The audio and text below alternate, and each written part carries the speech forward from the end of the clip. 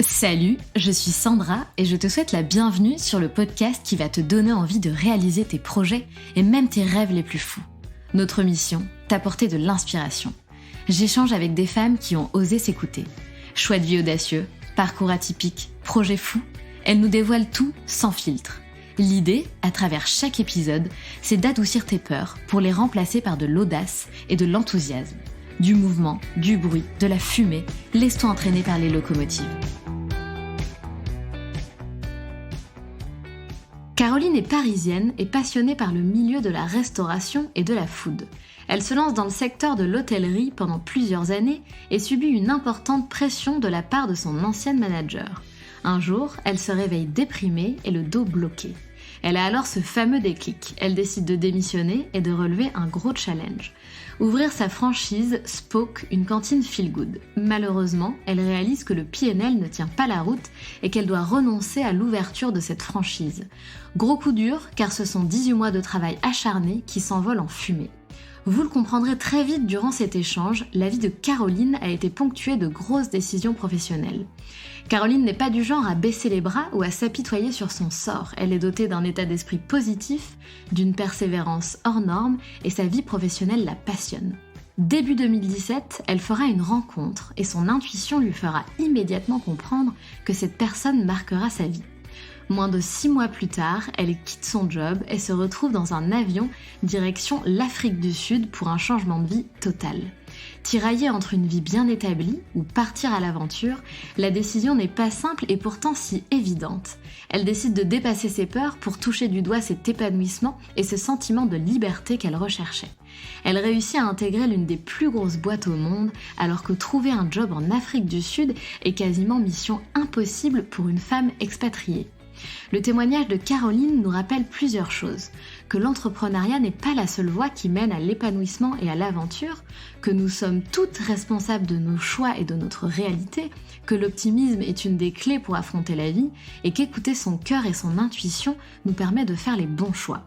Une rencontre, une décision, un changement de vie, devenir maman de jumeaux tout en conservant sa vie de businesswoman prenante et passionnante. Vous découvrirez aussi que dans la vie de Caroline, les planètes ont toujours tendance à s'aligner au bon moment.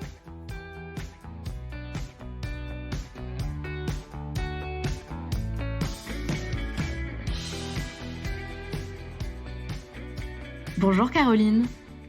Salut Sandra. Comment vas-tu ? Alors, il est 9h du matin, je suis à Johannesburg en Afrique du Sud. Et c'est l'été, il fait super beau. Tu vas peut-être entendre les oiseaux chanter derrière. Génial. Et on va comprendre comment tu es arrivée là, parce que ce n'est pas un hasard. Hein. Caroline n'est pas en Afrique du Sud depuis le début de sa vie. Non, elle va tout vous raconter. Est-ce que tu peux te présenter justement, Caroline, s'il te plaît, en quelques mots ? Oui, bien sûr. Écoute, j'ai 32 ans. Je suis une maman de jumeaux qui ont 18 mois. Je suis mariée à un homme incroyable qui s'appelle Clovis. Et on vit tous ensemble en Afrique du Sud depuis à peu près 5 ans et demi. Et je travaille en marketing pour Coca-Cola. On va justement aller chercher un petit peu, comprendre en fait ce qui s'est passé dans ta vie, ce par quoi tu es passée, comment vous êtes arrivé là avec ton chéri et tes 2 petits bouts. Et on va comprendre si d'ailleurs tu as eu tes 2 petits bouts là-bas ou pas. Enfin bref, tu vas tout nous raconter. Mais est-ce qu'on peut déjà revenir en arrière dans ta vie et comprendre un petit peu quel est le début de ton parcours, quelles études tu as fait, dans quoi tu t'es lancée, le début de ta carrière, pour comprendre un petit peu d'abord qui était Caroline, quelle vie elle vivait avant et comprendre comment tu en es arrivée là. Écoute Sandra, je suis parisienne de base. J'ai un frère qui est un tout petit peu plus jeune que moi, mais on est très proches, 2 parents, toujours ensemble. Donc, famille de 4, assez traditionnelle, qui vivait à Paris. Donc, on a grandi là-bas, passionnés par tout ce qui touchait à la bouffe, à la bonne bouffe, au vin. Mon père avait fait déjà une école hôtelière, même s'il n'a pas du tout fait sa carrière là-dedans. Et je pense que ça m'a pas mal influencée dans mon choix d'études. Donc, j'ai commencé par faire une école hôtelière. Je me suis spécialisée en marketing et en gestion. Gros coup de cœur pour les cours de marketing à l'époque. J'ai fait mes premiers stages aux États-Unis, en France, country club, hôtel de luxe. Et puis ensuite, j'ai fait un MBA d'hospitality management. où j'ai continué du coup mes expériences en hôtellerie plutôt haut de gamme, de palace sur Paris et tout. Et puis après, il y a eu un tournant dans ma vie. Je me suis rendu compte que l'hôtellerie, malgré toute cette passion autour de l'hôtellerie, c'était en fait plutôt le secteur de la bouffe et des boissons qui m'attiraient un petit peu plus. Et si je peux Et me permettre, Caroline, ouais, il me semble que tu avais rencontré quand même un certain, souci avec, l'une de tes directrices. Je ne sais pas si c'est quelque chose dont tu souhaites ouais, parler, mais qui a ouais, du bien coup, sûr. bah, qui t'a marqué et c'est peut-être ça aussi qui t'a fait, prendre un certain tournant, je Ouais, sais pas? tu as raison. Je pense que c'était un gros déclic. Hem, Toutes mes expériences, que ce soit en stage, ouais, toutes mes expériences de stage ont été absolument géniales, et m'ont poussée à continuer à aller dans cette voie. Et mon premier job, du coup, était en commercial et en marketing dans un hôtel 5 étoiles à Paris. J'étais super contente, très motivée de démarrer. Ouais, tu à 22 ans, ton premier job, tu as ce que tu veux, tu es trop contente. Et puis en fait, au bout de 2 ans, c'était un peu difficile de mettre les mots sur les choses parce que, c'était peut-être en 2012-2013, et à l'époque, on parlait pas trop de harcèlement moral au travail. Enfin, on était quand même beaucoup plus dans la performance et moins dans le développement personnel, s'attarder sur ce que l'on peut ressentir. Et c'est vrai qu'en fait, au bout de quelques mois, je me suis rendu compte que ça n'allait pas du tout, que la directrice de cet hôtel était, malgré elle, je pense qu'elle avait pas de mauvaises intentions, mais malgré elle, en fait, à vouloir toujours pousser pour obtenir du résultat, pour son hôtel, elle se comportait de manière, très, très, très compliquée, pas qu'avec moi d'ailleurs, on était 2 à faire le même job pour l'hôtel, à donc ramener des nouveaux clients et puis faire en sorte que toute la partie marketing se déroule bien pour l'hôtel. Et j'ai eu un déclic, quoi. J'ai eu un déclic un jour, je me suis réveillée, j'avais le dos bloqué, j'étais complètement déprimée et je me suis dit: «Mais mince, qu'est-ce que je fais là, en fait? Qu'est-ce que je fais là? C'est pas du tout ce dont j'ai envie». Je me rendais quand même compte aussi au fur et à mesure de ces 2 années que le travail était assez répétitif en hôtellerie pure.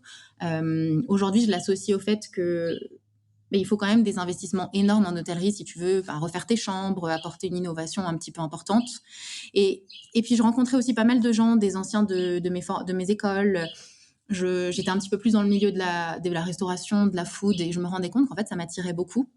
Et donc ces deux éléments-là associés ensemble ont fait que j'ai rencontré le fondateur de Spock, qui est en fait un franchisé aujourd'hui, qui doit avoir une quarantaine ou cinquantaine de points de vente en France. À l'époque, il devait en avoir un petit peu moins d'une dizaine.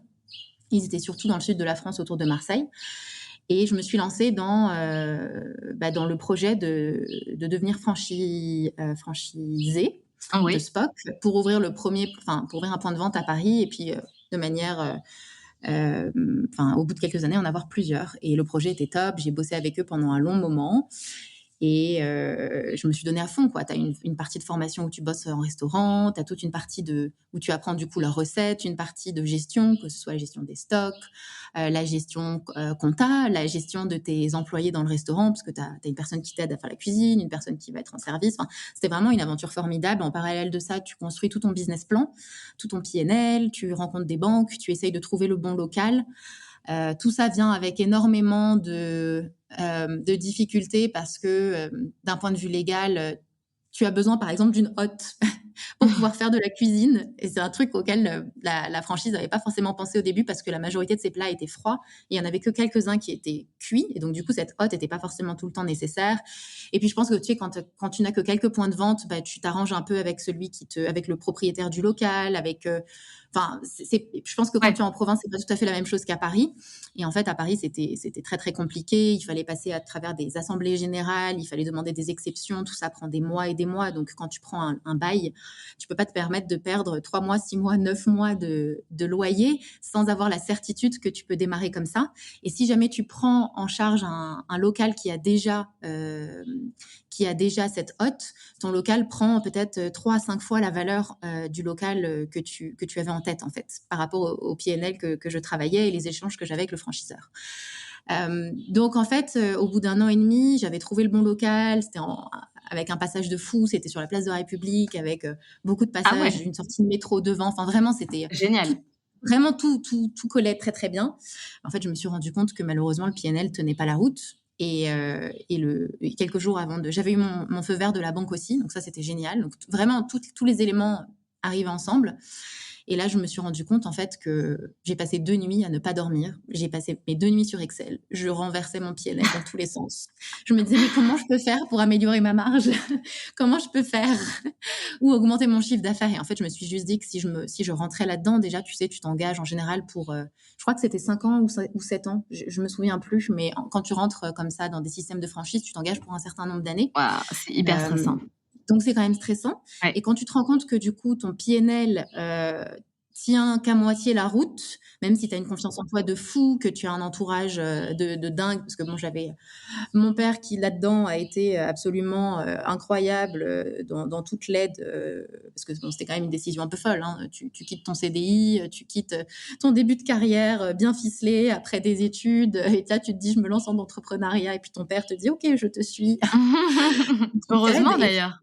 ouais, Heureusement que bah, tu ça avais ton papa derrière, c'est génial. exactement. C'est ce qui m'a aussi, je pense, rassurée, ce qui m'a aidée à rentrer Et dans ce projet un peu fou. et alors moi j'ai J'avais une aussi question, comment ouais, c'est possible enfin, quel était le problème? Puisque tu trouves quand même un local sur la place de la République, comme tu l'as dit, il y a beaucoup de passages, la boîte est déjà ficelée puisque c'est pas le 1er local, la première cantine feel good, tu m'avais expliqué que c'est comme ça que ouais. vous appelez ça, qui ouvre. Donc quel était le problème? Pourquoi tu ne faisais pas assez de marge selon ton PNL?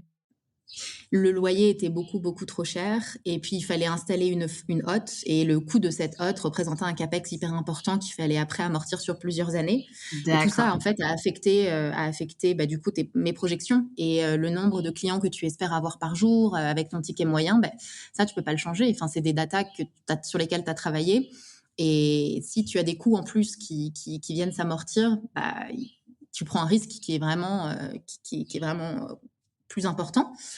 Et mon seul espoir, c'était soit de vendre plus, enfin, soit à plus de personnes, soit à un ticket moyen plus élevé, soit les 2.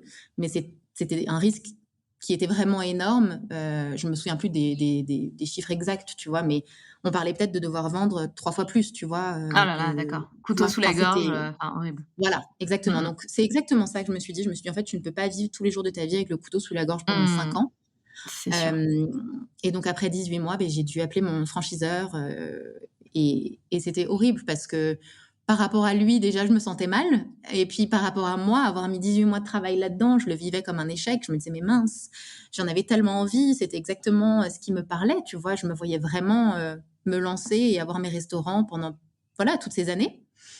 Et puis moi, mon plan de vie, c'était de vivre à Paris en plus. J'étais super contente, j'ai ma famille à Paris, j'avais mes super potes à Paris. Je me disais: «Mais c'est génial comme plan de vie en fait. Je suis bien ancrée à Paris, je vais avoir une super vie, mes potes vont venir me voir», enfin c'était le top pour moi, quoi. Donc c'est très dur à prendre comme décision. Et est-ce que tu as compris, un petit peu plus tard ou peut-être que maintenant, je sais pas, que cet échec finalement était nécessaire? C'est-à-dire qu'il y avait une leçon à tirer et que ça t'a permis une redirection? Est-ce que tu le vois autrement aujourd'hui, cet «échec» entre guillemets? Complètement, et ça m'a pas pris beaucoup de temps parce que suite à ça, j'ai cherché un nouveau boulot, et cette fois-ci vraiment dans le monde de la restauration et de la food. Et après avoir, regardé en ligne, tapé à plusieurs portes d'anciens, tu sais, d'anciens étudiants, qui ont fait les mêmes écoles que moi, à avoir, épluché LinkedIn, et regardé un petit peu ce qui se passait dans le monde de la food. Il y a eu, un entretien qui a été, assez incroyable. C'était chez Costa Coffee, le concurrent de Starbucks, donc les coffee shops, et à l'époque, on lançait la marque en France. Aujourd'hui, le développement s'est arrêté, donc je ne sais pas si ça va parler à tous tes auditeurs, mais c'est énorme au UK et puis dans le reste du Ouais, monde, donc probablement ceux carrément. qui voyagent en auront entendu un petit peu parler. Et en fait, j'ai eu un entretien avec, à l'époque, le directeur des opérations qui était un ancien élève, de mon MBA et quelques années au-dessus de moi. Et bah, gros déclic, quoi. Gros coup de cœur pro, il me vend que tout est à faire, en fait, qu'ils sont en train d'installer la marque, qu'ils sont une dizaine au siège, que voilà, mon rôle serait potentiellement dans ce qu'ils appelaient, brand excellence. Donc c'est s'assurer que quand tu ouvres un magasin et puis suite à l'ouverture, que tous les standards de la marque sont présents. Et puis, il t'explique que c'est ça ton job, mais qu'on est 10 personnes pour lancer cette marque. Donc, en fait, que tu vas toucher à tout, que c'est une petite famille. Donc, évidemment, moi, toutes les petites lumières dans ma tête de expérience entrepreneuriale étaient en train de se rallumer. Donc, ça m'a apporté énormément d'excitation et de bonheur de me dire que j'avais une chance de rejoindre cette société. Et puis, après plusieurs entretiens, j'ai commencé chez Costa.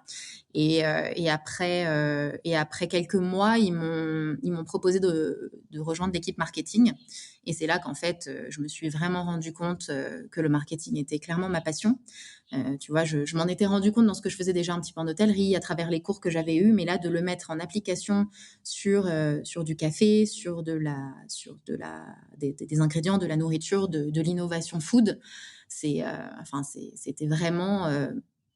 c'était une passion. J'allais tous les jours au boulot, complètement passionnée, complètement accro à mon job et à cette société, avec une envie folle de faire évoluer cette marque. Et, et c'est comme ça que j'atterris chez Costa. Donc effectivement, cette expérience, tu vois, entrepreneuriale chez Spock est quelque chose qui a clairement plu à l'équipe Costa, parce qu'ils se sont dit, elle était sur le point de le faire elle-même. En fait, elle était capable de prendre tous ces risques pour elle. Donc elle va pouvoir l'appliquer au business, en fait. Oui, et puis pour toi, ça te permettait d'avoir cet esprit d'entrepreneur au sein d'une boîte. Donc, tu as la sécurité, le périmètre Exactement. qui t'empêche, qui t'enlève cette sensation de stress que tu peux avoir quand tu es entrepreneur. Donc, c'est quand même hyper agréable. Tu as vraiment trouvé pour le coup le poste dont tu avais besoin à cette période-là de ta vie. Exactement. C'était complètement fou. Et dans le marketing, t'en parles pas mal depuis le début de cet échange. Qu'est-ce qui te plaît? C'est le côté créa ou c'est le côté psychologie, client ou c'est les 2? Et c'est même, je vais rajouter un élément, c'est les 3. Donc la créa, je trouve ça top. La psychologie client, j'en suis complètement passionnée. Et aujourd'hui, à titre personnel, tu vois, je m'informe beaucoup sur tout ce qui est développement personnel, et je pense que, tu vois, les 2 vont très bien ensemble. Et la 3e partie, c'est la partie scientifique, data, en fait, tous les chiffres que tu peux avoir de tes consommateurs, en fait, de tes données consommateurs. Donc je trouve que c'est une super alliance entre la compréhension de l'humain, comment répondre à ses besoins grâce aux data que tu reçois. Et je trouve que c'est vraiment fantastique. Ah mais je te rejoins, le marketing, c'est quelque chose d'exceptionnel, si on l'utilise Ouais, à bon escient, bien évidemment. exactement, exactement, On est tout d'accord. à fait. Alors qu'est-ce qui se passe ensuite? Eh ben, écoute, j'ai passé 2 ans et demi chez Costa, 2 ans et demi vraiment top. À titre personnel, j'étais célibataire toutes ces années-là. J'avais pas mal de dates ici et là, mais pas de gros crush. J'avais eu une grande histoire autour de mes 20 ans pendant 2-3 ans, vraiment premier grand amour. Mais après ça, 5 années de rencontres, mais pas de gros coup de cœur. Et puis, début 2017, ouais, vraiment les premiers jours de janvier, je rencontre Clovis, qui est donc mon mari aujourd'hui, grâce à Tinder. Donc merci Tinder.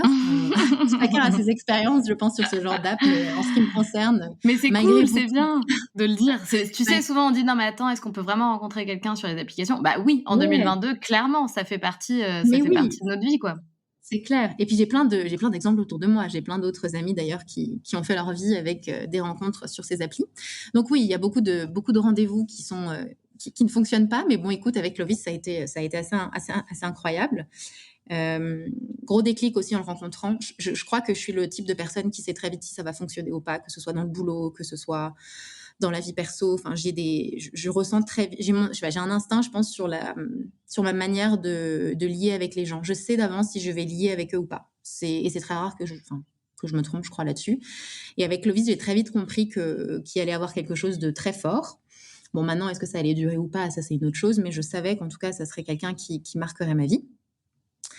Et au bout de 2 ou 3 semaines de date, ça se passe super bien. Et puis il me dit qu'il est sur le point d'avoir une promotion, mais que ça serait pas forcément en France. Et là, je me dis: «Mais c'est pas vrai, j'en ai marre, encore un Pourquoi mec ça que tombe je sur moi? rencontre, encore un mec que je rencontre avec qui ça va pas fonctionner. Pourtant celui-là, je sentais que ça allait bien marcher, ça m'embête». Donc j'appelle mes copines le lendemain, je débriefe. Et puis je crois le mois de février arrive, on est mi-février, et là encore un timing incroyable se passe. Il m'annonce qu'en gros, il a sa promotion et que ça va être en Afrique du Sud, à Johannesburg. Et en parallèle de ça, 3 jours après, Costa nous fait une réunion, d'équipe, comme ça n'était jamais arrivé avant, en nous expliquant que depuis que le président monde avait changé, les priorités de la boîte avaient changé et que la France, en fait, ne va plus être développée et que donc du coup, il y a plus de raison d'être pour cette équipe en France. Donc a C'est priori, fin juin, il y aurait plus de siège, quoi. c'était quoi le plus dur pour toi? C'était cette annonce-là, chez Costa ou l'annonce de Clovis qui part, en Afrique du Sud? En fait, c'est le coup sur coup. Déjà, Clovis m'annonce ça et je me disais: «Mince», enfin, je me disais: «Je pense que je peux commencer à m'attacher à cette personne, il y a vraiment quelque chose». Et donc tu commences à te dire ça et tu vois, ça faisait qu'un mois, un mois et demi qu'on est ensemble. Donc mais j'en étais déjà à me dire ça tellement je ressentais ce lien qu'il y avait entre nous. Et là, quelques jours après, j'apprends qu'en fait, c'est pas à Londres, ou en Allemagne, tu vois? C'est à l'autre bout du monde. C'est Donc c'est fou. donc ça m'a mis un premier coup et ensuite, le job de tes rêves dans lequel en plus, tu vois, tu es un peu mappé comme un talent, qui ils te disent qu'ils vont te faire progresser dans la boîte enfin et puis comme on te veut on ouvre des magasins toutes les semaines, tous les mois, tu sais que la boîte va grossir, donc tu te vois déjà grossir avec la boîte. J'avais une boss Bien sûr. incroyable. Mon ancien boss qui m'avait recruté, j'avais une relation aussi très, mentor-mentorée avec lui. Enfin, je travaillais vraiment avec des gens formidables, donc j'étais super triste, en fait. J'étais super triste. Mon monde s'effondrait un petit peu quand même. Donc c'est comme ça que les choses ont démarré, en 2017. Et puis, les autres étapes, ça a été que, avec Clovis, on s'est dit: «Bon, on sait pas trop quand est-ce qu'il part, donc continuons. On n'a pas envie d'arrêter de se voir, donc continuons». Et puis en parallèle, j'ai commencé à chercher quand même un nouveau job.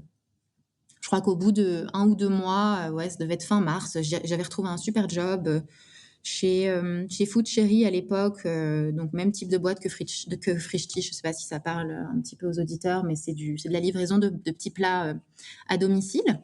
Et donc ça commençait à à décoller, en 2017. Donc j'étais super contente du job parce que c'était un poste en marketing aussi, que ma nouvelle boss était fantastique aussi, enfin vraiment gros coup de cœur aussi pro. Donc je me disais: «Bon, Costa ferme, mais au moins, j'ai retrouvé quelque chose dans lequel je vais pouvoir, évoluer et me sentir bien». Donc j'étais contente. Et puis, en parallèle de ça, avec Clovis, on se rapprochait de plus en plus. Il vivait chez moi quasiment au bout de, je sais pas, 3 semaines, un mois. Ah ouais! Gros, Ah gros ouais, coup non, de c'est cœur, quoi. alors que tu vois, c'était jamais arrivé avec personne d'autre avant, donc c'était complètement dingue. Bien Et puis, sûr. on continue, notre petit bonhomme de chemin, tu vois? Et puis, le mois d'avril arrive et voilà, il fallait qu'il parte, quoi. Donc le 20 avril, il a pris l'avion pour l'Afrique du Sud. J'étais Et toujours là, chez c'était quoi Costa. le deal? Vous vous étiez dit Le quoi? deal à ce moment-là, c'était, on n'est pas capable d'arrêter de se voir. On sait que c'est pas très réaliste de se dire que la relation va durer à distance, parce que c'est trop loin, que tu vois, tu peux pas venir te voir une fois par mois ou tu vois, pendant le week-end. Donc j'avais bien compris que si quelqu'un devait, tout lâcher, c'était moi, parce que lui, c'était le job de sa vie, il l'attendait depuis longtemps et il démarrait. Donc on était un peu en suspens. Ce qu'on s'est dit à ce moment-là, c'est que j'avais 2 semaines ou 3 semaines de vacances à solder avec Costa. Donc je vais aller venir le voir, en juin. Donc j'avais pris 10 jours de vacances, je suis venue le voir en juin. Et puis en fait, non, et je te dis ça, mais en fait, le soir avant son départ, il m'a quand même dit: «Je veux pas que tu quittes tout sur un coup de tête, mais si tu t'en sens prête, rejoins-moi quand tu peux. Ah, N'hésite ça pas m'a quand donné même». un frisson. Donc si, il y avait eu ça. Il y avait eu ça Ouais, après de nombreuses conversations de comment on va gérer cette bien situation. sûr, bien sûr. J'ai pris mes 10 jours de vacances, j'y suis allée, j'avais déjà, plein d'entretiens, plein de gens à rencontrer là-bas, formels, informels, pour voir un petit peu comment le marché se passait. Et Donc tu te en fait, projetais tout ça a déjà un dû peu, en fait? ouais, complètement, complètement. Je tombais complètement amoureuse, hein, c'était clair, clair et net. Et je pense que j'avais besoin de cette sécurité un peu de l'emploi pour me rassurer quelque part, en tout cas pour savoir où je mettais les pieds. Eh oui. Parce que j'avais fait aucune recherche, hein, sur l'Afrique du Sud, parce qu'évidemment l'Afrique du Sud, je sais pas si tu en as un peu entendu parler, mais moi les premières choses dont on m'avait dit, c'est: «Ah, c'est hyper dangereux, est-ce que tu es sûr de vouloir aller vivre là-bas?» Donc je m'étais dit: «OK, je fais pas de recherche, s'il va vivre là-bas, s'il y a des Français ou d'autres expats qui vivent là-bas, c'est qu'il y a moyen d'y vivre, tu vois, je vais suivre mon instinct et puis on verra là-bas comment ça se passe». C'est bien, tu as eu tellement raison Et de faire comme ça. Et je suis allée là-bas et donc j'ai rencontré pas mal de gens, que ce soit dans le perso, les gens que Clovis commençait un petit peu à rencontrer, que ce soit dans le pro. Et je me suis rendu compte d'une chose, c'est qu'en fait, en Afrique du Sud, tu as des lois de discrimination positive très, très fortes. Bon, je vais pas refaire tout le cours d'histoire sur l'Afrique du Sud, mais il y a eu l'apartheid, il y a 20-30 ans de ça, donc il y avait une forte ségrégation entre les Sud-Africains blancs et les Sud-Africains noirs. Et en fait, aujourd'hui, la majorité des richesses et des bons boulots sont aux Africains blancs.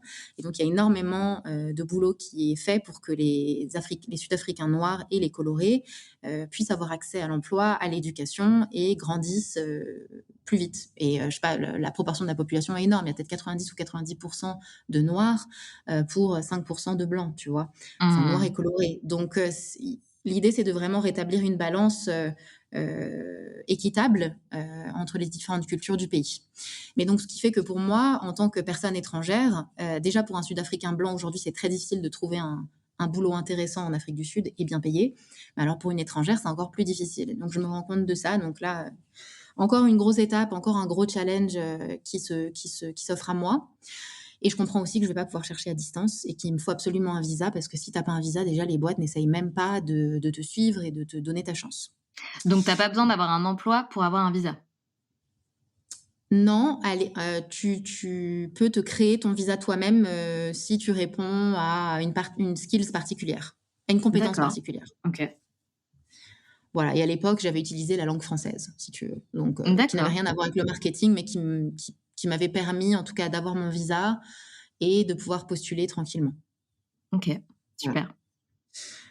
Donc ça, c'est le mois de juin. Je rentre de mon séjour et mes parents n'avaient jamais rencontré Clovis. Ils avaient juste entendu parler du fait que je fréquentais quelqu'un.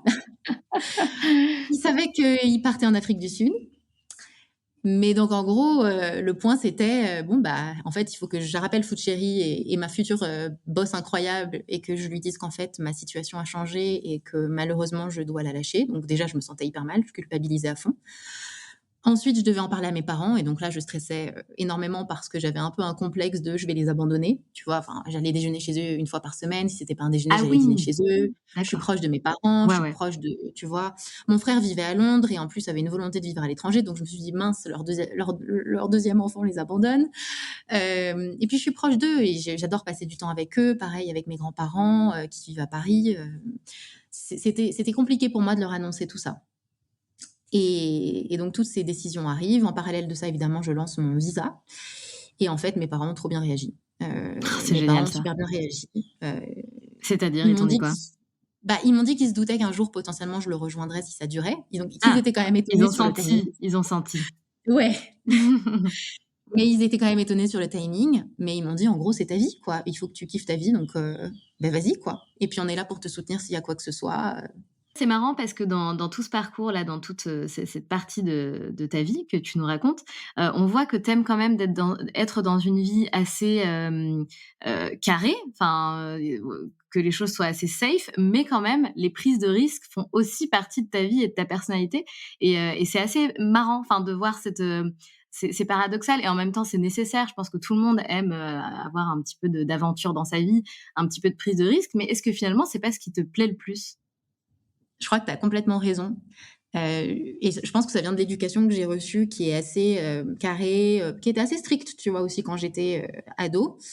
Donc j'aime bien les choses où il y a enfin, j'aime bien la visibilité, j'aime bien les choses carrées, j'aime bien faire les choses correctement. Et en même temps, tu as complètement raison. J'ai besoin, mais dans tous les sujets de ma vie, je pense, d'avoir une pointe d'excitation à un moment donné. Et je pense que cette espèce de pointe d'adrénaline, en fait, vient de décisions un peu folles. Et ça peut être, je sais pas, sur un voyage, sur changer de job, suivre mon mec de l'époque à l'autre bout du monde. Ça, je sais pas, faire des expériences que je n'ai jamais faites avant. Je crois que tu as raison, c'est une vraie partie de ma personnalité. Et Ouais. c'est bien et ce que je voulais te dire, c'est que c'est très courageux justement que tu laisses place à cette part d'inconnu, de surprise, de risque, parce que beaucoup de personnes aujourd'hui, ça fait peur en fait. Ça fait peur de sortir de cette zone de confort et au contraire, on va fermer les portes et les opportunités qui s'ouvrent à nous et qui nous font un petit peu peur et finalement, on n'est pas très épanoui parce que, ce qui pourrait nous permettre d'être beaucoup plus épanoui, c'est de saisir ces opportunités et ces prises de risques et ce que je trouve très bien et beau et important, c'est que toi, tu as réussi à chaque fois à saisir ces opportunités, à ouvrir ces portes, et même si tu avais peur, tu t'en es servi un petit peu comme effet de levier, comme motivation et c'est super et bravo, en fait, pour ça, c'est hyper courageux. Mais merci beaucoup, c'est super sympa et merci pour le feedback. Je pense que je l'ai fait assez naturellement en suivant mon instinct, Ouais, tout mais à avec fait. du recul aujourd'hui, je pense qu'en fait, la clé pour faire ça, c'est de démonter une à une toutes les espèces de croyances limitantes qu'on peut avoir et qu'on peut se mettre en tête. Et tu vois l'exemple de, par exemple, devoir parler à mes parents de partir à l'autre bout du monde comme ça, qui, mais vraiment, était l'un des plus gros stress que j'ai porté pendant plusieurs jours avant de leur parler, alors qu'ils l'ont pris super bien, qu'ils m'ont soutenu dans ma décision. C'était une espèce de croyance que j'avais en interne qui me disait tu vas les abandonner, tu vas leur faire de la peine, ils ne vont pas comprendre. Alors en fait, pas du tout, tu vois. Et je pense qu'on est, de par notre éducation, notre milieu culturel, de par toutes les choses qui nous ont influencés dans notre vie, on a tous des limites, des peurs, des craintes. Et si on ne fait pas l'effort de consciemment les démolir, enfin les déconsolider, et puis choisir après celles qu'on garde et celles dont on a envie de se détacher, on vit avec des craintes, je pense, probablement à 80% pour rien. Mais évidemment et surtout dans ce genre de moment de vie quand on doit prendre des décisions qui sont assez importantes, ça rejoint un petit peu ce que tu viens de dire, mais on a très peur du regard des autres. Qu'est-ce qu'on va penser de moi? Est-ce que Ouais, je vais être jugée? Est-ce que je vais décevoir? Est-ce que ci? Est-ce que ça? Mais en fait, je pense que c'est aussi très important parfois de se mettre des œillères, pardon, et de vraiment se répéter que la priorité de notre vie, c'est nous-mêmes et que les gens seront heureux si de toute façon on est heureux dans notre vie. C'est enfin les gens qui nous aiment en tout cas et ça, c'est important de que ça reste vraiment tout à ancré fait. en nous. Tes Ouais, parents sont complètement heureux, quoi que validé. tu prennes comme décision et je pense que tu es quand même, une personne, voilà, comme je disais, tu as l'air assez sérieuse, tu as la tête sur les épaules. De toute façon, ils te font confiance et je pense que peu importe les décisions que tu prendras dans ta vie, ils te feront confiance. Tout à fait. Enfin, ce n'est qu'un point de vue extérieur, hein. Non, non, je suis complètement alignée avec ton point de vue, complètement. Et alors aujourd'hui, donc tu es partie rejoindre, ce fameux, Clovis. Qu'est-ce qu'il fait comme Ouais. boulot d'ailleurs? Parce que tu disais c'était le boulot de ses rêves, le boulot qu'il attendait depuis Ouais, toujours. C'est bah, lui, quoi ce boulot? il bosse dans une boîte de logistique et il est en finance, mais c'est juste que là, il prenait un gap assez important dans son job. Il est directeur financier aujourd'hui de la région, Afrique du Sud et quelques autres pays autour. Génial. Donc voilà et oui, bah, en fait, ce qui s'est passé, c'est que je suis retournée le voir une fois en juin ou juillet, je sais plus. Non, en juin. J'ai été voir la première fois en mai, deuxième fois en juin. Et puis entre-temps, j'ai eu mon visa, j'ai annoncé à mes parents, j'ai annoncé à Food Cherry que je ne prendrais pas le boulot et puis, beh, je suis montée dans mon avion. Je suis montée dans mon avion, je me suis installée Et avec mes comment 2 tu t'es bagages sentie? et j'étais trop contente. Je me sentais, libérée, je me sentais, Ouais. à ma place, je sentais que je prenais la bonne décision. Et en même temps, tu vois, je savais que j'avais quand même un coussin de sécurité. Et mine de rien, j'ai pas pris cette décision en me disant ça, mais en fait, en partant, je me suis quand même dit, c'est fou. Mes parents me soutenaient, me disaient, bon, bah, de toute façon, tu reviens à la maison quand tu veux s'il y a un problème. Et, et ma future boss que j'avais appelée pour lui dire que j'étais désolée, elle m'a dit, écoute, on va pas recruter, on va pas recruter pour ton poste parce qu'en fait, c'était trop difficile, ils ont mis trop de temps à trouver la bonne personne. Donc, on va voir en interne comment on va se dispatcher les tâches pour l'instant. Donc, sache qu'en tout cas, si dans les prochains mois, tu devais revenir en France, s'il y Incroyable. avait le moindre changement, tu me rappelles.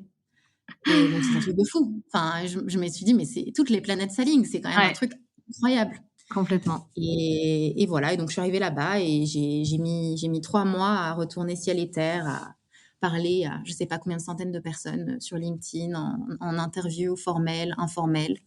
Et puis j'ai fini par avoir, une offre d'emploi chez Nespresso pour un poste en marketing. J'étais trop contente. J'étais vraiment trop contente. Malgré toutes ces difficultés de loi de discrimination positive, en fait, en tapant un peu plus haut sur LinkedIn, tu arrivais un peu à détourner le système. Et puis, quand tu arrives à trouver une personne qui pariait un peu sur toi, assez haut dans la hiérarchie, bah, tu pouvais passer un petit peu à travers les mailles du filet. C'est ce qui m'est arrivé là-bas. Et puis, bah, en même temps, Coca m'a rappelé. Et il se trouve que le poste chez Coca était un peu plus capé, beaucoup mieux rémunéré, avec plus de perspectives d'évolution.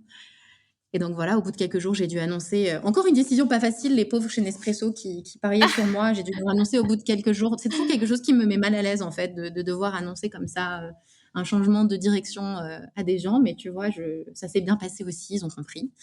Et puis voilà, et depuis, je suis chez Coca-Cola et ça fait presque 5 ans et ça se passe super bien. C'est fantastique. Et ce qui est intéressant, c'est la partie, j'ai compris qu'il y avait, une sorte de discrimination, que ça allait pas être simple pour moi de trouver du boulot. Du coup, dans ce moment-là, de recherche d'emploi, dans quel état d'esprit tu étais? Est-ce que tu t'es laissé un petit peu ronger par les on-dit, par les «attention, tu auras du mal à trouver un job» et cetera? Ou tu étais un peu en mode: «OK, tant pis, il y a les on-dit et il y a moi ce que je vais faire et ce que je vais essayer de déclencher comme opportunité et quoi qu'il arrive, je vais y arriver». C'était quoi ton état d'esprit à ce moment-là? Alors écoute, au début, j'étais une machine. Je me suis dit: «Je m'en fous de ce qu'on me dit. Je pars tête baissée, je vais retourner ciel et terre et je vais y arriver». Donc c'est comme ça que je suis partie. Et puis, je crois que c'était au bout de 2 mois, un truc comme ça, quand j'avais vraiment retourné, ciel et terre, je me suis dit: «Mince, le peu d'offres que j'avais était vraiment ridicule». Enfin, je me voyais même pas accepter, tu vois, ce genre de job, ce genre de salaire. Enfin, c'était faire du porte-à-porte, pour gagner des clopinettes. Enfin, ça enfin, tu vois, ne pas gagner beaucoup d'argent, j'étais prête à le faire, mais pour faire quelque chose qui me plaisait. Et là, c'était vraiment super limité. Et j'ai eu un moment de stress, tu vois. Je crois qu'on arrivait au mois d'octobre, un truc comme ça, et j'ai dit à Clovis: «Mais en fait, qu'est-ce qui se passe si à Noël j'ai rien?» Tu vois? Je peux pas, rester plus de 6 mois, comme ça, enfin, j'avais 27 ans à l'époque, quoi. J'avais toute ma vie enfin, même encore aujourd'hui, mais j'avais tellement de choses à me prouver d'un point de vue pro. J'étais passionnée par ce que je faisais. J'avais pas envie d'arrêter tu vois, de bosser à construire des marques, à faire évoluer des sociétés. Enfin, j'étais à un stade j'avais envie de taper dedans, quoi. Et je lui avais dit: «Je crois qu'il va falloir que je rentre à Noël si je trouve pas, en fait, parce qu'on a beau être fou amoureux et avoir envie d'avancer ensemble dans la vie, je peux pas ne pas travailler à cette période de ma vie». C'est pas comme si on avait 35 ou 40 ans, que j'avais des enfants, que je pouvais décider de passer 2 ou 3 ans, en congé sabbatique, quoi. Enfin, je me voyais pas du tout à cette Oui, période-là puis de ma vie, tu pas envie de ça, en fait. pas du tout. Et donc il y a eu quand même 2-3 semaines de gros stress, par rapport à ça. Et j'avais mes derniers entretiens en même temps en parallèle, les Nespresso, les Coca, et puis il y en avait une flopée d'autres. Et c'est là que tout s'est dénoué. Début novembre, les offres sont tombées sur la table. Donc je vais te dire que la première moitié a été, beaucoup d'excitation, beaucoup d'envie de déplacer des montagnes. Et puis la dernière partie a été très stressante. Très stressante parce que, est-ce que je vais vraiment y arriver? Et si j'y arrive pas, qu'est-ce que ça signifie pour Clovis et moi, quoi? Parce que repartir en France, compliqué. Bien sûr. Et c'est marrant, tu vois, de voir dans ton récit, peut-être que certaines personnes vont se dire: «Ouais, en fait, elle a toujours eu de la chance». Mais alors moi, je suis pas du tout d'accord avec ça. C'est vraiment, bah, on voit ton état d'esprit, on voit que tu es quand même une personne positive, qui en veut, tu persévères, donc il n'y a pas de chance. Si c'est arrivé, si ça s'est déclenché, c'est parce que c'est toi, en fait, qui a fait le taf derrière et qui a fait en sorte que ça arrive. Donc c'est important, je le dis, parce que c'est important de surtout pas se dire: «Ouais, en fait, elle a eu que de la chance». Non, elle n'a pas eu de la chance et pour moi, la chance, ça n'existe pas, ça se déclenche, du moins, c'est des opportunités qu'on déclenche. Donc encore une fois, c'est tout à ton honneur. Si tu as réussi à déclencher toutes ces opportunités et à faire en sorte que tes choix s'alignent, ça vient de toi. Et ce que j'aime aussi dans ce témoignage, Caroline, et c'est important parce que tu sais, moi, je reçois beaucoup d'entrepreneuses. Et je veux surtout pas qu'à travers tous ces épisodes, on pense que bah, l'entrepreneuriat, c'est la seule voie de l'épanouissement. Pas du tout. C'est aussi important de rappeler qu'il y a des salariés qui sont hyper épanouis, qui sont vraiment enfin, passionnés par ce qu'ils font, comme toi. Et du coup, bah, c'est cool. Merci de nous rappeler que bah, le salariat, c'est cool aussi et c'est hyper épanouissant. Ouais, tout à fait. Et c'est aussi très rassurant parce que tu vois, d'un point de vue entrepreneuriat, je m'étais toujours dit: «Oh là là, mais je vais y retourner un jour, c'est obligé, ça me passionne, je me sens attirée dans cette voie». Et en fait, je me fais complètement avaler par les multinationales. Je Ils me font évoluer constamment, tu vois? Enfin, dans ce genre de boîte, tu peux changer de job, très ou de projet très, très, très régulièrement, ce qui fait que tu n'as jamais de routine. Alors, il faut s'accrocher parce qu'il y a beaucoup de restructuration, mais ça veut aussi dire beaucoup de changements. Et je crois qu'en tout cas, je suis le type de personnalité qui n'aime pas la routine. Et du coup, ça me plaît énormément d'avoir cette espèce de dynamique qui constamment avance et change et me permet du coup de constamment apprendre, de découvrir de nouvelles choses, de créer de nouveaux liens avec de nouvelles personnes. Et, et en fait, je me sens hyper confortable dans ce genre de société aussi, ce que j'aurais jamais imaginé avant, et avec toute la sécurité qui va avec. parce que tu es salarié d'une boîte qui, a priori, ne va pas fermer demain et qui a plein de projets pour aussi grandir et faire toujours mieux dans les années qui viennent, tu vois. Bien sûr. Et alors attention, petite question un petit peu plus, tricky, un petit peu plus embêtante, Mhm. mais que j'ai trop envie de poser. Est-ce que c'est comment dire? Aujourd'hui, en 2022, on parle beaucoup d'écologie, d'éthique et cetera. Du coup, comment ça se passe quand on bosse, pardon, pour une boîte qui s'appelle Coca, dont les produits sont pas hyper, voilà. Toi, comment tu le vis? Comment ça se passe dans ce point de vue, de ce côté-là? Comment tu vois les choses? C'est quoi ta perception? Alors, euh, déjà, moi, je pars du principe que tu peux manger et boire de tout à partir du moment où c'est dans des quantités raisonnables. Donc, enfin, même avant de bosser chez Coca, si tu veux, j'ai beau être une nana qui mange très sainement, qui fait très attention à ce que j'ingère, tu vois, et qui essaye de pas manger des trucs trop reconstitués de manière générale. Je Mmh. buvais du Coca zéro très régulièrement, alors que, bon, effectivement, c'est pas le produit le plus naturel que tu puisses trouver.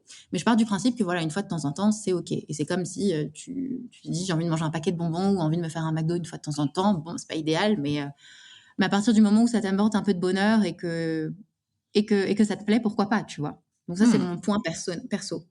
Bosser pour une boîte comme ça, c'est assez intéressant parce qu'en fait, tu as un département entier de la société qui est dédié à faire en sorte que ton impact, que ce soit écologique, que ce soit ton empreinte sociétale, que ce soit la place de l'équité dans les sociétés, de la diversité, de l'inclusivité, que tout ça grandisse et soit de plus en plus important.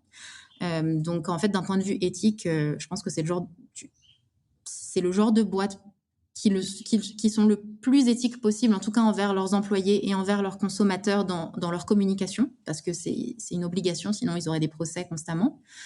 Après, dans l'offre que l'on propose, ben, Coca-Cola, c'est le nom de la société, mais on a, je sais pas, des dizaines d'autres marques. Tu vas avoir des iced tea, tu vas avoir de l'eau plate, de l'eau gazeuse, tu vas avoir, tu vois, Costa Coffee d'ailleurs a été racheté par Coca, ça aussi, ça a été un fun fact C'est absolument ouais, c'est marrant. incroyable. Après 1 an et demi chez Coca, j'apprends que du coup la fusion-acquisition de Costa est en train de se faire, mais par Coca, donc encore un autre signe de la vie, je crois. Donc tu vois, en fait, il y a une volonté, en tout cas de la part de Coca-Cola, de s'étendre sur les boissons de manière générale pour pouvoir offrir en fait le choix aux consommateurs. Et comme ça, tu ne leur dis pas juste, t'as que du Coca. On te force à boire que du Coca. Tu peux aussi boire un jour, on a de l'eau plate, on a de l'eau gazeuse, on a de l'ice tea, on a du café maintenant. On a aussi plein d'autres marques gazeuses, d'ailleurs, si tu as envie de changer une fois de temps en temps ou si tu préfères autre chose. Donc l'idée est vraiment d'offrir le choix et de couvrir tous les besoins qu'un consommateur peut avoir, tu vois. Tu as les jus aussi. Euh, donc c'est un petit peu l'idée et la manière dont on essaye de répondre aux besoins des consommateurs aujourd'hui. Très bien. Donc ça fait 5 ans et tu t'éclates, tu es passionnée, tu kiffes ta vie a priori, et tu vas nous raconter un petit peu, ta vie en Afrique du Sud parce que c'est quelque chose qui nous intéresse. Mais j'aimerais savoir, puisqu'il s'en est passé, on est d'accord, des choses, en 5 ans. Ouais. Bon, alors, envoie les infos croustillantes. Alors, au milieu de tout ça, il y a quand même ce cher Covid qui a pointé le bout de son nez. Et avec Loïs, on avait prévu de se marier. Donc ça, j'ai un peu zappé les années, mais on devait se marier, je crois, en 2020, je crois. C'est en 2020 que le Covid s'est passé, je crois. Ouais, c'est ça. Ouais, tout à fait. C'est ça. Donc, on devait se marier en juillet 2020 et puis en mars 2020, l'Afrique du Sud a suivi exactement les mêmes up and down que la France, hein, quasiment. Donc pareil, à une semaine d'intervalle, ils nous annoncent que full lockdown, tu vas travailler de la maison, tu ne peux plus voyager. Donc on se regarde dans le blanc des yeux avec Clovis et on se dit bon, je crois que notre mariage va passer à la trappe. Je pense pas qu'au mois de juillet, ce sera possible de voyager. Et puis bon, ça, c'est tellement d'argent, tellement d'organisation que de toute façon, on s'est dit notre seule solution, c'était de décaler d'1 an. Et avant qu'il n'y ait plus de place et que tout le monde ait la même idée, appelons vite nos prestataires. Donc on décide de décaler notre mariage d'1 an, donc à juillet 2021. Et puis on se dit, oh quand même, ça faisait longtemps qu'on parlait d'enfants. Et on se disait, mince, ça veut dire que ça reporte encore le projet enfant à au moins 18 mois. Et parce que j'avais pas envie de me marier enceinte. Et puis je me disais, on sait jamais, imagine, tu as une grossesse compliquée, que tu peux pas prendre l'avion, que tu es alitée, tu vois. Enfin, c'était quand même un risque un peu important. Donc on s'est dit, bon, bah en fait, là, on est au mois d'avril. Entre maintenant et le mois d'août, si jamais je tombe enceinte, ça me laisse le temps d'accoucher et puis ça me laisse 2-3 mois pour me remettre, quoi. Donc pourquoi pas tenter? Pourquoi pas tenter le coup? Et en fait, la petite histoire, c'est que moi, j'ai un syndrome polykystite qui fait que je n'ovule pas naturellement, pas facilement. Ou alors un cycle tous les 6 mois ou tous les ans. Enfin, tu sais pas, en fait, quand est-ce que ça va tomber. D'accord, OK. Donc, mon gynéco m'en avait déjà parlé. Il m'avait dit que le jour où je voudrais essayer d'avoir des enfants, il me mettrait sous un traitement pour stimuler mon ovulation et la recréer. Et donc, en fait, il y a eu 3 mois pendant lesquels mon cycle était inexistant, en fait. Enfin, c'était un faux cycle, donc mon ovulation n'existait pas. Donc, malheureusement, on ne pouvait pas essayer de faire des enfants. Et puis, le dernier cycle, donc c'était le mois d'août. Donc, pareil, c'était une période, en fait, un peu stressante parce que tu te dis, mince, en fait, si ça ne marche pas au mois d'août, qu'est-ce qu'on fait? Est-ce que vraiment on s'arrête là pour le mariage ou est-ce qu'on continue et on prend le risque tu vois, de pas se marier? Enfin, c'était quand même une grosse décision de vie. Et en fait, encore un moment où les planètes se sont alignées dans la vie. C'est dingue. Ouais, c'est toujours tout aligné, c'est incroyable. Et toujours en Au mois last d'août, minute, tu sais? exactement, la dernière fenêtre C'est ça. d'ouverture qu'on s'était donnée, au mois d'août, mon ovulation revient naturellement. Et donc, ça a fonctionné et je suis tombée enceinte. Donc, on était complètement fous de joie, quoi, ravis. Et puis, donc, au bout de 8 semaines, je fais ma première échographie.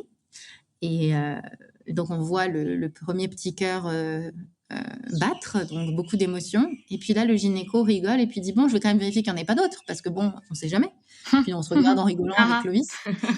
Et puis là, on entend un deuxième cœur battre. Et là, il nous dit, ah, mais c'est un deuxième cœur, ça. ah merde! Enfin Et merde, donc, non, c'est incroyable. écoute, à ce moment-là, Ouais. on ne savait pas, en fait. À ce moment-là, nous, on trouvait ça incroyable. Donc, en fait, on est sortis de là hyper émus en se disant, c'est dingue. Et puis alors moi, tu vois, la machine d'organisation, je me disais, ah, mais c'est génial, ça va être une seule grossesse, ça m'évite une deuxième grossesse, C'est vrai, ça veut c'est dire vrai. un seul congé mat, tu vois. Enfin, je voyais encore la performance, en tête de ligne. Et puis, en fait, on s'est rendu compte que des jumeaux, ça voulait dire beaucoup d'autres choses, quoi. Et oui. Mais Et est-ce toi, que tu ça, tu connais l'as un petit peu ça? compris? Tu Tu connais l'as un com petit peu ça aussi, Bah toi, oui, de voilà. par ta famille, ton expérience de famille? Tout à fait et c'est quelque chose dont j'ai jamais parlé, mais effectivement, j'ai plusieurs sœurs et 3 de mes sœurs, ont des jumeaux. C'est Heu, incroyable. donc c'est incroyable, et c'est là où c'est intéressant parce que déjà, je trouve que votre réaction, elle est belle. C'est pas toujours la réaction qu'on a, enfin, de se dire, des jumeaux, c'est pas toujours hyper évident à accepter, surtout si on n'en a pas dans sa famille et qu'on s'y attend pas, donc c'est cool que vous ayez encore eu cette réaction positive. Il y a beaucoup de positivité, hein, autour de toi quand même, Caroline, c'est super chouette, enfin vraiment. Donc ça, c'est top et ensuite ma question, c'est est-ce que vous vous êtes rendu compte avec Loïs, de la difficulté d'avoir des jumeaux pendant la grossesse ou après? Pas du tout pendant. Après, complètement après, pendant toute la grossesse, on se concentrait sur le fait que ça serait fait, tu vois? En plus, en Afrique du Sud, c'est un pays où tu peux avoir de l'aide, de manière assez facile. C'est quelque chose qui est beaucoup plus abordable qu'en France. Donc on s'était dit que bon, on aurait de l'aide et qu'on s'en sortirait, quoi. Et puis pareil, tu sais, t'as des espaces qui sont plus grands. C'est pas comme dans ton petit appart à Paris où t'es coincé. Ici, tu vis dans une maison, t'as un jardin. Donc, on s'était dit que bon, on avait de l'air, on aurait de l'aide, on aurait de l'espace. C'est un vol de 10 heures, tu vois, le Paris-Jobourg. Il n'y a pas de décalage horaire. Donc, même si on voit pas nos familles tout le temps, ils peuvent venir 1, 2 fois dans l'année. Nous, on peut rentrer 1, 2 fois dans l'année. Donc, il y avait quand même un lien, tu vois. On s'est dit, on va s'en sortir, tu vois. Enfin, en tout cas, on a préféré voir le verre à moitié plein. Mais il y a quand même eu beaucoup de choses qui nous ont surprises et moi la première, tu vois, déjà la grossesse a été assez difficile. À partir du mois numéro 4-5, 4, j'ai eu une grosse douleur qui a commencé à s'installer dans l'aine droite Mmh. de mon corps et qui commençait à m'empêcher de marcher alors que, tu vois, à 3-4 mois, j'avais pris 3 kilos. Donc, Ah là là, d'accord. c'était pas le poids qui m'empêchait de marcher, c'est juste j'avais l'aine, un nerf qui était coincé. Et alors j'ai tout fait, hein. J'ai fait les acupuncteurs, les ostéos, les kinés. Enfin, j'ai rencontré un nombre de médecins pas croyable. J'ai scanné tout YouTube, tout Instagram. Mmh. Personne n'était capable de me donner les exercices qu'il fallait pour décoincer ce nerf, donc c'est resté là. Peut-être que c'était mon corps qui me disait aussi de ralentir, tu vois, pour protéger cette grossesse, parce qu'une grossesse de jumeaux, c'est toujours considéré comme une grossesse à risque, donc je sais Tout pas. à fait. Aujourd'hui, je le prends avec cette vision-là, de me dire, voilà, ça a été du coup des mois où j'ai pas été alitée, mais finalement, heureusement que le Covid était là parce que j'ai pu travailler de la maison 100% du temps. Mais c'était très dur sur la fin parce que j'étais même pas capable de tenir dans un canapé ou dans une chaise plus de, je sais pas, 30 minutes, 40 minutes, en Ah fait. là là, quel enfer. C'était tellement douloureux. Donc du coup, l'avantage, c'est qu'on était en plein été, donc je me mettais dans ma piscine dès que je pouvais pour essayer, tu vois, de libérer un peu ces douleurs grâce à Ouais. l'eau, tu vois, ou je me mettais dans des bains, enfin, j'essayais de trouver des techniques. Je m'étais acheté des blocs de yoga, tu sais, pour me surélever. J'avais acheté des ceintures, donc je mettais plusieurs ceintures pour soutenir mon ventre, pour que mon air soit libéré. Enfin bref, Ma pauvre. j'essayais de trouver toutes les techniques possibles et inimaginables, mais bon, ça a été quand même assez douloureux quand même sur une grosse partie de la grossesse. Mais tout s'est bien passé et ça, c'est formidable, tu vois. Enfin, les enfants ont grandi correctement. J'ai accouché en césarienne parce qu'ici, déjà, 90% des accouchements sont en césarienne. Mais alors là, quand Ah c'est des ouais. jumeaux, ils te laissent même pas le choix. Donc, je me suis pas trop posé la question. Je me suis dit, voilà, je vis dans ce pays-là, c'est comme ça qu'ils font. Le but, c'est que les enfants soient en sécurité et que tout se passe bien. Si j'en avais eu un, peut-être que je me serais posé la question, est-ce que je change de gynéco? Est-ce que je vais en voir un qui pourrait me permettre d'accoucher naturellement? Mais comme c'était deux, je savais que dans tous les cas, il y avait une chance sur deux, même en France, tu vois, que ça se termine en césarienne. Tout Donc, je à me suis fait. pas trop posé de questions là-dessus. Et ouais, et tout s'est très bien passé jusqu'au bout. Les enfants ont bien grandi, tu vois. Carlou, mon fils, faisait 2,5 kg et ma fille Charlize 2,3 kg. Je le dis dans ce sens-là parce Les que c'est lui qui est crevettes. sorti en premier et elle en deuxième. Ben ouais, mais c'était pas mal Mmh. finalement parce que quand je regardais, tu vois, toutes les histoires terribles de mamans qui accouchent prématurément, d'enfants qui font pas 2 kilos, qui restent en cellule, je sais pas comment on dit en français, en cellule de, Prénatal? voilà, Enfin, prénatale, ouais, ouais, merci, ouais. en IQ. Je me disais, moi, c'est absolument ce que je veux éviter, en fait. Je veux vraiment qu'il dépasse cette barre des 2 kilos. C'était mon objectif, qu'on évite ce séjour Bien sûr. qui doit être marquant et très difficile. C'est censé être un événement hyper heureux d'avoir tes enfants et si tu commences à passer des semaines en cellule prénatale, je pense que ça affecte beaucoup ton chemin de vie avec tes enfants, quoi. Et donc là-dessus, on a eu beaucoup de chance. On a eu beaucoup de chance. Je pense que mon corps m'avait clairement fait signe et j'ai écouté. Hein. Du coup, j'ai pris mon mal en patience. Clovis a été un super soutien. Hein. Il a été très, très présent. Il aurait pu, tu vois, profiter pour continuer de vivre sa vie à 100%, mais il a été là à mes côtés de A à Z et ça a été un soutien énorme. Et puis les enfants sont arrivés. Les enfants sont arrivés et malgré toute l'aide qu'on pouvait avoir avec nos fabuleuses nounous, ça a été quand même un gros changement, une grosse adaptation. Et surtout, ce que je n'avais pas, ce à quoi je m'attendais pas, parce que bon, la fatigue, tout ça, je m'y attendais.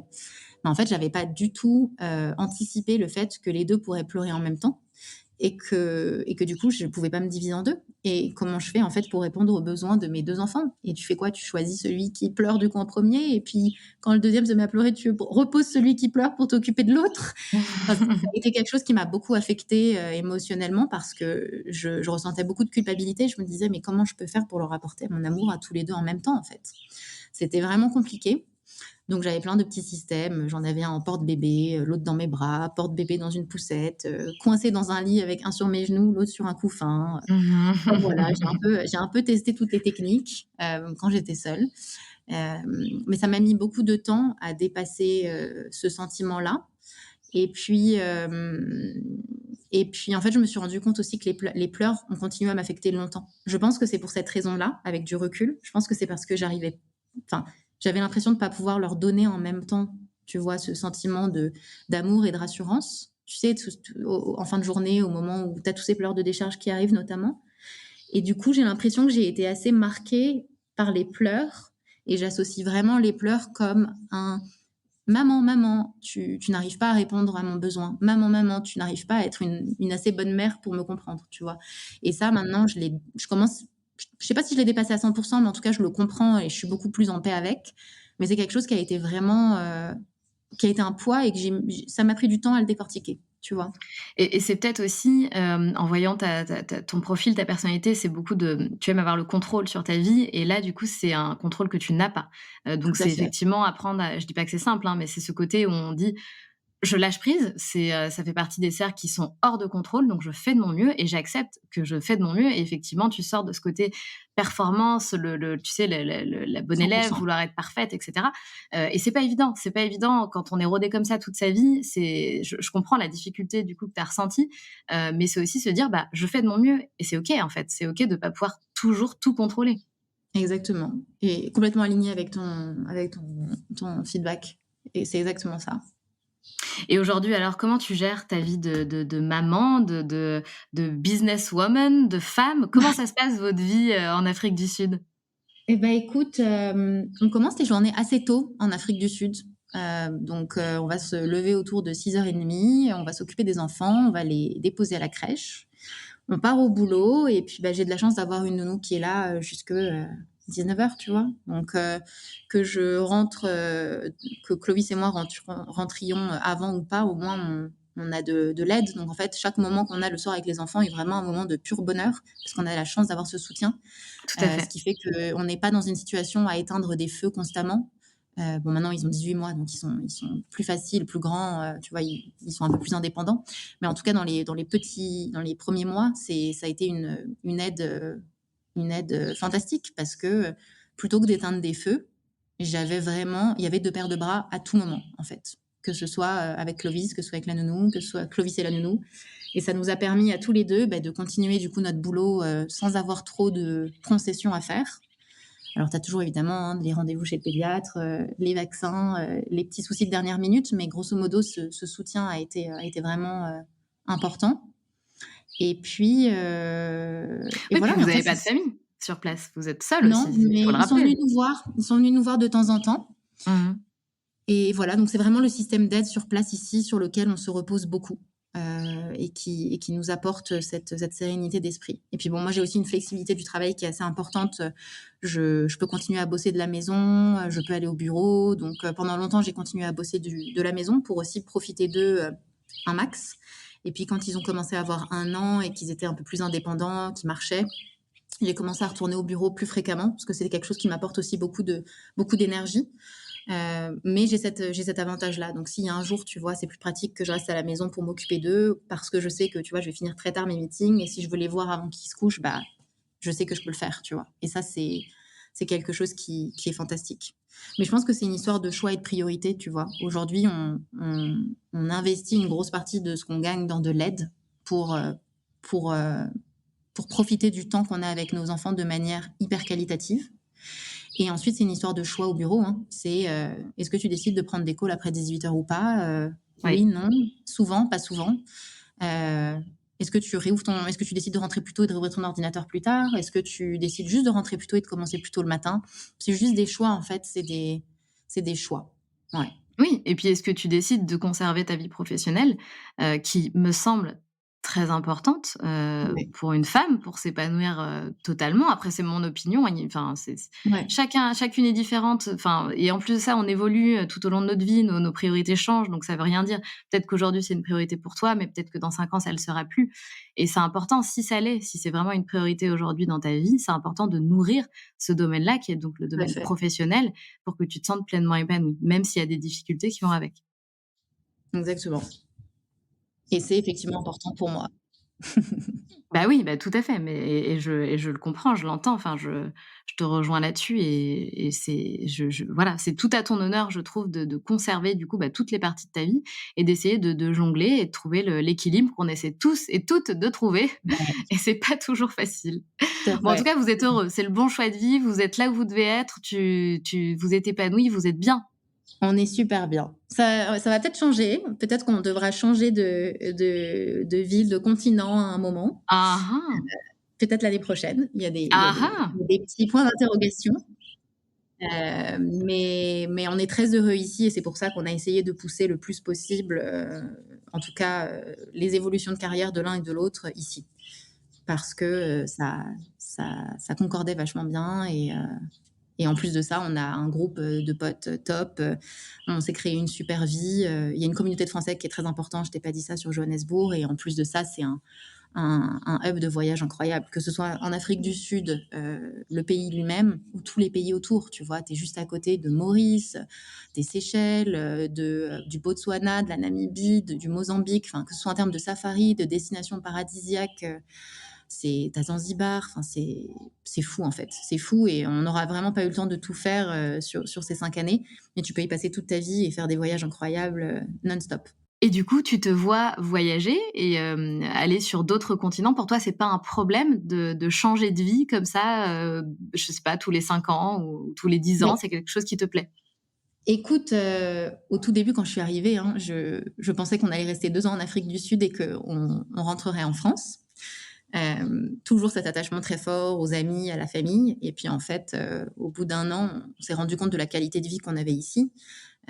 Déjà, on vit dans une ville qui, même si elle n'est pas la capitale politique, elle est la capitale économique, Johannesburg. Donc, enfin, c'est une ville où tu as des restos, où il se passe plein de choses, où enfin, tu trouves tout ce que tu veux.